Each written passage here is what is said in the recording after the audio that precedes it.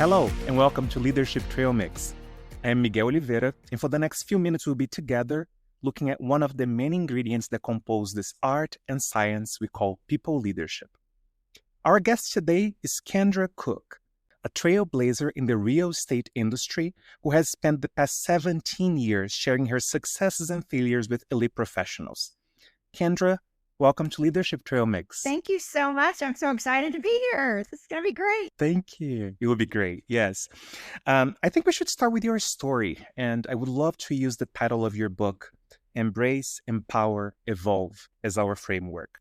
Quick plug here, folks. The book is available wherever you buy books, including Amazon and Audible, where you can get it narrated by Kendra herself, which I always find great. So, Kendra, you went from being an individual contributor as the front desk person at a real estate company to people leader to then owner of your own company. And today you coach and advise business leaders in the real estate industry and beyond on how to boost productivity and eliminate organizational chaos. We'll get to productivity and chaos soon, but I want to start hearing your story. Can you please share it with us? Yes. So I was born and raised in a small farm town. If you read the book, you'll know that. But the day after I graduated high school, I just wanted to get to the big city. I thought I wanted to be an attorney. And so my dream was to come to Nashville, Tennessee and get into law school, which I did for undergrad. And I was going to work a summer job. And when I got here, all the summer jobs were taken at the theme park that I thought I was going to work at. Oh, And so I had to kind of pivot really quickly and find a summer job. I only had a limited amount of money. And this was in 1988. So no cell phone, no GPS, all the fun stuff that we have now. And so I got a newspaper and went to a temp agency. And the temp agency placed me in a real estate office. And the rest is history. I quit school and they said, we see something in you that is, you're going to be a great realtor and you're going to be super successful. I'm like, are you crazy? I'm going to be an attorney. What are you talking about? And lo and behold, they made me an offer. Hey, come to work for us for one semester. If it doesn't work out, we'll write you a check for your next semester. And I was a starving student. So of course I jumped at that opportunity. And within a couple weeks, I quit school and became full-time in real estate. And I worked my way from the receptionist through the REO department, which was when foreclosures and short sales were in a mess in the 80s and 90s and early 2000s. We've been through ups and downs. And so I learned everything from the front door to the back door, got licensed. And throughout my career, always just said, hey, I want to be my own boss. I want to figure this out. And so eventually I opened my own brokerage and was able to sell that in 2017 and go into coaching full time. that's amazing. What a beautiful story. And your ability to summarize it in 2 minutes is so impressive. I'll give you all the horror stories that happened in those 35 years. It was worth the journey. It was worth the journey. That's beautiful. And I got goosebumps when you were describing your story because I feel like our stories have so many similarities. But what do you think were the key elements of your success there, Kendra? I would tell you the people that I surrounded myself with first and foremost, right? Community is everything. Finding people that really believe in you and elevate you and really prop you up because not every day is going to be good. Doesn't matter what position you're in. Yeah. I would also say humility, just saying, hey, I don't have it all figured out and I need help. And whether that's, a peer in the company or hiring a coach, or just going and watching YouTube videos. I just think you have to be humble enough to say, I always have to be a student. And then the third thing is, I would say with social media, we always now feel like we're on display and on camera and everybody's watching what we're doing. And back then, I didn't have that to worry about. So I just worked hard, not worrying about what other people thought or what they were saying, because I didn't hear it unless they said it to me, right? So I think I had a big advantage by not being raised in the social media era that our kids and young adults are being raised in now, because there's so many voices and noise coming at them that keeps them from just putting their head down and going to work and not worrying what other people think. Wow. So much wisdom there. I'm still processing everything that you said. I love it. Now that we know who you are, Kendra, let's now talk about boosting productivity and eliminating organizational chaos for individuals and companies. I can't think of an organization that couldn't use some of that. But in case people need some help to self-diagnose, can you share with us what, based on your experience, are the main reasons for low productivity and organizational chaos? Yes, absolutely. So for me, I used to be that person, right? So who better to talk about that than the person I used to be?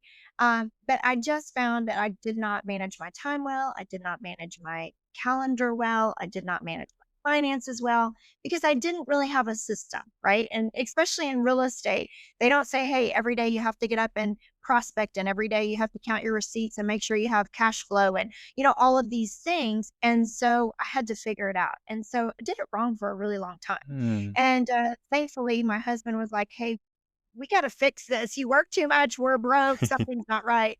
And that's all in the book. But one of the things that I realized is the very first thing when you know that you're drowning or you have chaos is stop and identify the problem, right? So we have to figure out what the problem is and then create some steps to resolve the problem. Block them on your schedule so you're paying attention to them and then follow the schedule or the steps, right? So, easy way to say that is if you're in sales, which I was, and if I didn't sell, I didn't eat because I was commission only, right? And so for me, I had to make that a top priority every day to prospect, make outbound calls, shake hands, kiss babies, go to community events, be seen, right? And so prospecting is the first thing that has to go on the calendar if you don't want to fill those lows in productivity, right? The sad part about it is that's where rejection happens.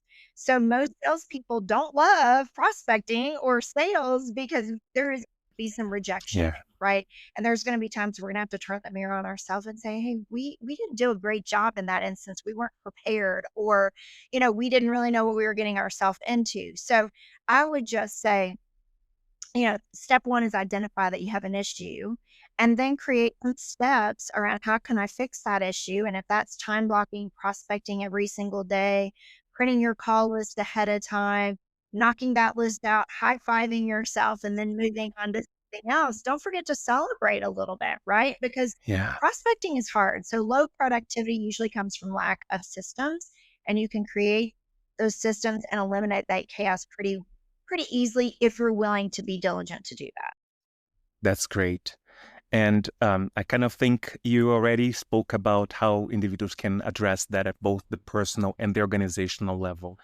And I probably would say, looking at the organizational level, who are people leaders, how successful have you been on helping your teams create that process for themselves too? Do you think it's like a lead by example only thing, or you truly need to teach people how to do that because it doesn't seem to be how we are wired to operate? Both, right? Mm, I mean, you have to lead yourself. I tell people all the time, even with if you're a parent, your kids are watching you. That's yeah, leadership, right? The way you behave at home, the way you behave in the car, way you behave in your workplace, people are watching you. So, one of the best leadership skills I think is lead by example, right? Number 2 would be a good listener. So when a team member comes to me and says, "Hey, I'm really struggling, my numbers are down or I'm not hitting my goals," then I will say, "Hey, show me your calendar. Let's see where your time's going," and help them identify what the issue is. Maybe they don't have the time blocked, or maybe they've said yes too many times and it's time to start saying no, and removing some things that is a time suck for them that isn't allowing them to get paid, right? So as far as a leader, I think when we lead our team into these systems and structure, we have to help them identify the issue, give them a solution and a benefit, right? And the benefit is, hey, when you do this, you're going to have more leads than you can handle, or you're going to have time to go home and be with the family and or do the things that you really love to do. I know we all have to work to eat, but then we also have to have freedom to recharge and reset, or you're not good the next day when you come back to work, right? yep, So I think it's lead by example, but also coaching them through that and some accountability. I think that in a world today where, we have so many people working at home and working, virtual, it is hard to hold people accountable.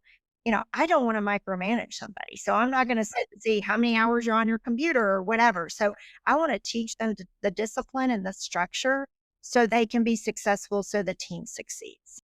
I love that, Kendra. Thank you so so much. Switching gears a little bit, you recently posted a challenge on LinkedIn that I decided that I would challenge you with today. Okay. You asked your followers to fill in the blank, and today I'll ask you to do the same. One thing I wish someone had told me about leadership is When you help others succeed, they will help you succeed as well. Hmm, Leadership is about a common goal or a common destination for the group. And as a leader, if it's always my way and the highway, and, you know, if you've ever taken the DISC test, the personality test, the D, I've heard it, said, oh, it's a driver. You drive over the top of people, you're going to get what you want. And I'm an influencer. So I want to influence people by my actions and my words to help them get their result, because if I'm influencing them and encouraging them and inspiring them to be their best, they're going to help me on my journey as well. So I love leadership. I always say I lead from the middle. I don't lead from the front, and I don't lead from the back. I'm not going to push you up the hill. It's not my job to motivate you. It's my job to help you get where you want to go and inspire you and encourage you. So I don't want to be the first one up the hill and leading everybody, and I don't want to push you up the hill. I just want to be in the pack with you. So I love that. And as we approach the end of this conversation, Kendra, what call to action would you leave us with? Something that those listening to us today, including myself, can start today to be a better people leader for those we have the honor to serve. yeah, I would say, be in community with them, get in the boat with people as a consultant and a coach. I always say, I get in the boat with my people. I feel what they're feeling. I'm able to help them work through those things. But I think good leaders, we're in the boat, right? We are helping our people not only be great employees or uh, um, successful in their business, but we should keep them grounded in everything. Remind them to go home and be a family person. Remind them Uh, to be disciplined and take care of their mind and their body and their spirit, and, be a great listener. So, as a leader, I would just tell you, I'll always be on the boat with whoever I'm leading, and I'll feel your pain. And if you need to cry, I'll probably cry with you, because I'm a sentimental crier and a sympathy crier. But I love to watch people succeed. And that's really why I stepped out of real estate and got into coaching, and now I do a lot of consulting, and, with my book, I can just really help people grow and what they want, not what I want, that I can help them create a solution and get to where they wanna go. that's great. Be on the boat with people. Be I'll in the boat stick with to that. people. Thank you. Yeah. Thank you so much, Kendra. It was an honor to have you here on Leadership Trail Mix today. How can people stay in touch with you and stay in the know of everything that you've been doing? Oh, I love that. I am on Instagram, just Kendra Cooke, and just don't forget Cook has an E at the end. I post on LinkedIn, a lot of leadership and newsletters there. I have a Facebook page. My email address is just my name, kendracook.com. And yes, and I love to follow new people. I love people to follow me. So thank you for asking. Absolutely, absolutely. Thank you. Thank you so much. I learned so much today, Kendra. And for those listening to us, that's all for today. If you have any questions, comments, suggestions, or just want to say hi, send me an email, miguel@leadershiptrailmix.com. It's always awesome to hear from you. Also, if you can think of someone who needs to hear this content, please send it their way. This is the best way to support this podcast. Thank you for listening. Take care and talk soon.